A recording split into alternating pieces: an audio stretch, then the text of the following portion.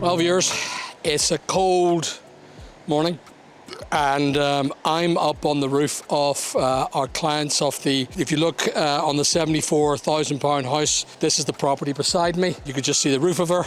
We are now on the roof of the neighbour, would you believe? And if you want to come and have a look, I will let you come on over here, Raheem, into the big far unsafe scaffolding area. Come on over. So, this area here, don't film the police station. We don't want to film the PSNI station. I'm sure they'll have a problem with that. Anyway, over here, this is a place called Brownlow Castle. It was owned by, I assume, the Lord of Lurgan or Lord Brownlow.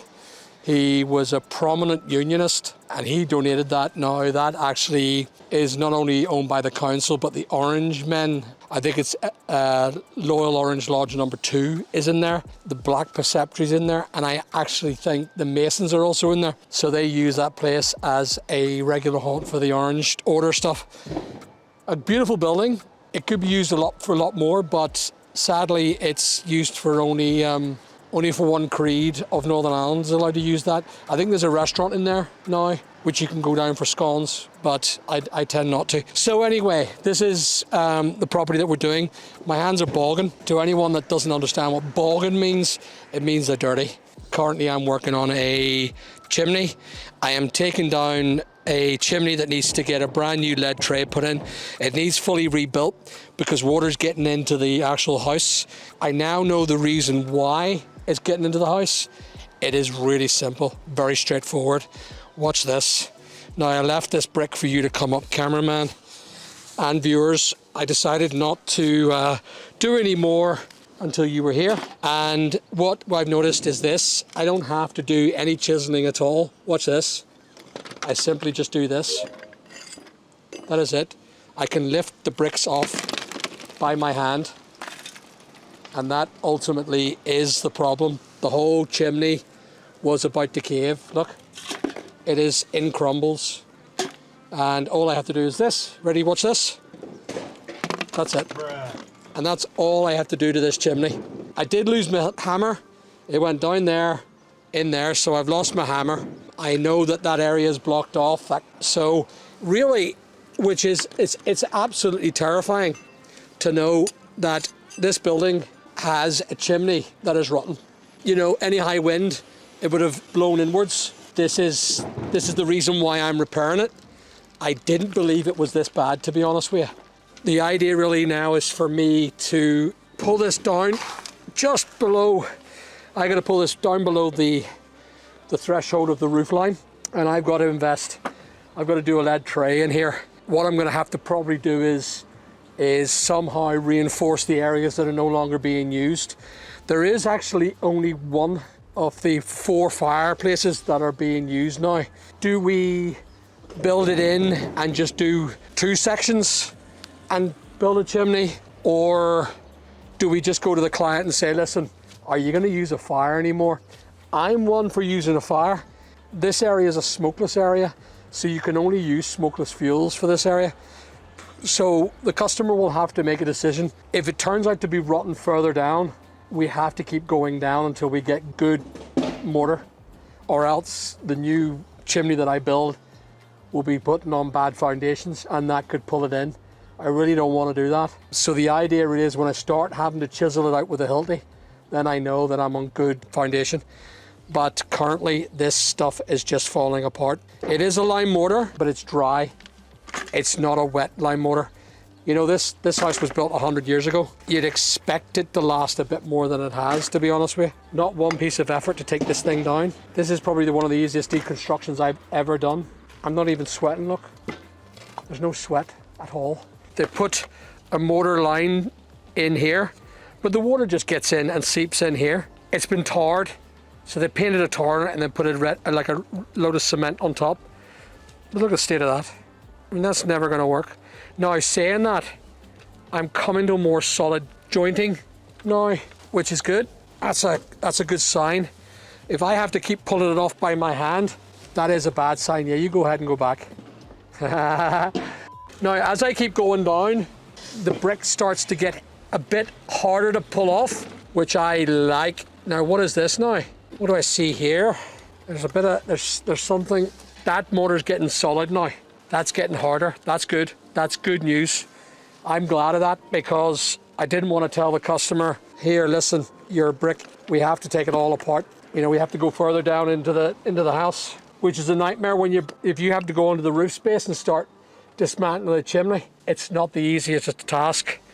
The costs just go massively high because you need a whole team of men to take brick by brick down so you don't damage the property, especially inside. There was them houses down there. If you have a look at them houses, them row of houses, if you look just further down past there are no chimneys on most of them. And the reason why there are no chimneys is because the housing executive, i.e. the council, took them away, and they were told that the price to take down a chimney was £65,000, and the contractor broke even allegedly. Now, if you pay me 65 grand to take a chimney down, and I can't afford to keep that going, maybe the clerk of works are terrible and they expected a lot more. So as I'm starting to pull that there, this is good. This is good. I like this. Oh, near enough good. You know, it's getting tighter, and tighter is good. The tighter the better, allegedly, that the mortar is. What are you laughing at, Rory? What's funny? I just said the tighter the mortar the better. What? Viewers, I don't know what he was laughing at, but I have a funny feeling I now know. I'm very innocent, and I didn't realize what he was up to. These teenagers, I don't know. He's not even a teenager, but you know what I'm talking about. Anyway, that's really it. So I have to pull this down a few more row of block or a row of brick. I then have to find some way of properly closing this in, building a lead tray, and putting the lead tray in, and then starting to build our chimney back up with brand new brick. And I will probably see if the customer wants it rendered, and if we render it and plaster it, I think that'd be a better idea, to be honest with you. So today, to pull this chimney down, you need the right tools. Now, sadly, I lost my beautiful brand new Milwaukee club hammer. However, I have another toy.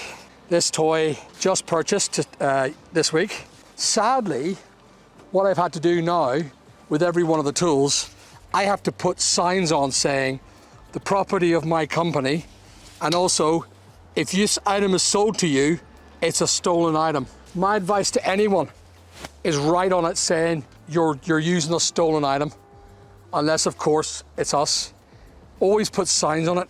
And if you buy in Milwaukee, they have a brilliant registration system that allows you to put the codes in of both your batteries, your kit, every bit of your kit. It's really, really good. They all have little codes on them, QR codes. If they're ripped off, if they're gone, it's nicked. The reason is because now you can register that item, and you're allowed to register it both for guarantees, and it's a great wee tool for taking down that chimney. Sammy, it's nearly out already. This chimney's nearly out. Just got to do that one over. So what's the hard bit now then? The hard bit's getting the standard up there. Yeah, but I actually was hoping for a.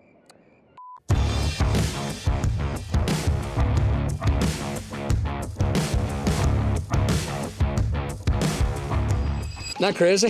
What do you think of that, viewers? Chimneys on top of roofs. Are they really secure? Question mark. I can imagine the title now. Chimney was about to fall in. I saved 100 people from death. I didn't really. They kind of hold themselves by their own weight. You wonder why the wind doesn't take them? Charlie, come on, bring these down, kid. Come on up. Bring these down, these brick. See the weed in there? The weed's grown in there, Sammy. Do you see that weed? Look at it. So there's a weed that's grown in between the actual lime. Whatever that is, I have no idea, but it's a weed that lives in between the chimney. More moments later. So what we're doing here, guys, we're trying to work out so this is imperial brick. This is the old size bricks, and the old size bricks used to be 23, or you go 9-inch. They were 9-inch by, supposedly not so bad, they're about 4-inch, just over 4-inch. The new bricks are a little bit smaller, so it's just a little bit bigger. They're a little bit bigger than our standard bricks now. So what we have to do is we have to build in a wee bit. There's going to be a bit of a ledge on both the long and the width of the chimney in order to get that done. So that's it. You'll probably see this job being completed by Sammy.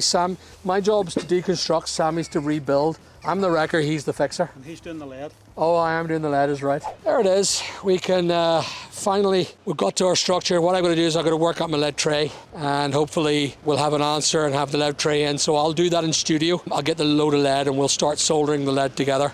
And I'll have to mimic the brick, the area first before I start putting the lead tray in. That's another series. So stay in touch. Please like and subscribe. Thanks for watching.